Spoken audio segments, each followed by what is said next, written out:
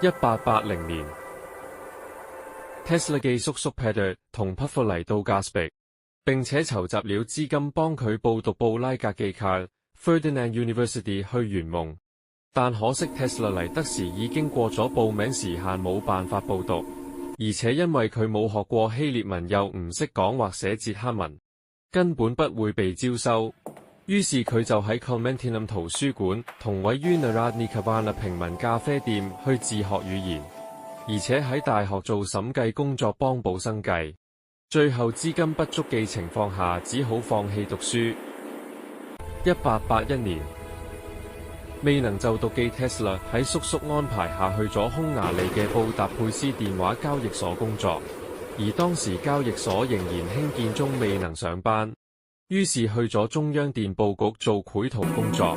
幾個月之後，布達佩斯電話交易所正式開幕。Tesla 主動協助機器改良而被指派做首席工程師。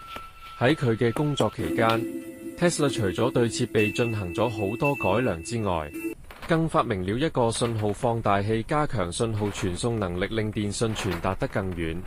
但 Tesla 並沒有為這個裝置申請專利，因為他志不在此。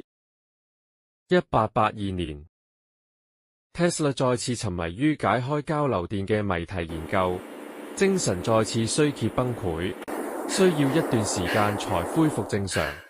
喺朋友 Anthony Szigeti 相助下，一次喺 Budapest 嘅 Városliget 城市公園散步時，無意識下望住日落，開始背誦浮士德記一小段。